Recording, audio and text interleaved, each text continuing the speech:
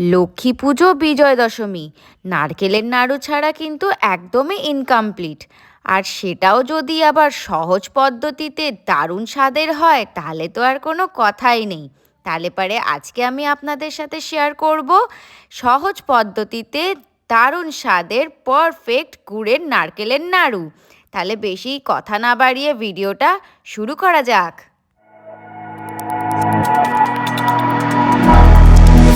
এখানে দুটো মিডিয়াম সাইজের নারকেল কোড়া নিয়ে নিয়েছি। যেহেতু আমি কোয়ান্টিটিতে বেশি বানাবো, তাই কাপে মেজার যদি করো তাহলে 3 থেকে 4 কাপ। আর এখানে আমি 400 গ্রাম মতন নিয়ে নিয়েছি আখের গুড়। আর এটাকে একটু কড়াইতে করে এখন গরম করে নেওয়া হচ্ছে।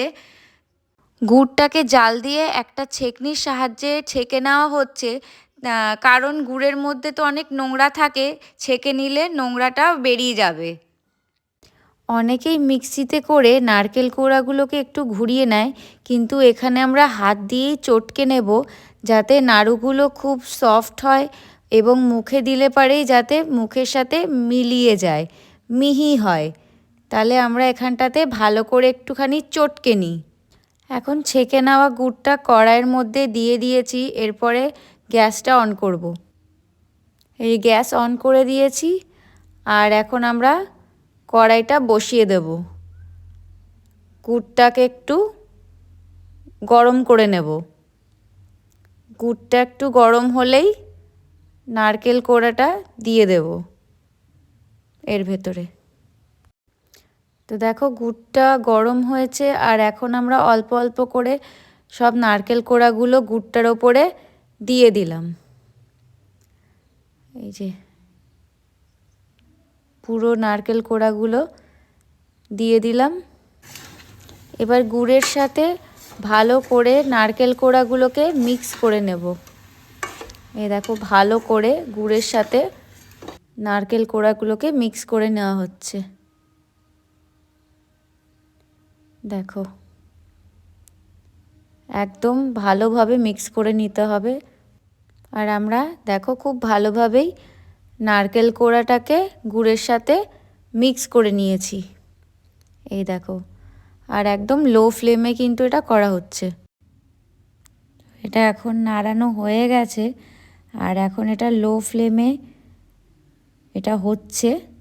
এখনও পাক আসেনি, পাক আসতে দেরি আছে। ততক্ষণ এটা হতে থাকুক। তো এবার এখানে দেব ইন্টারেস্টিং জিনিস, সেটা হলো দুধ।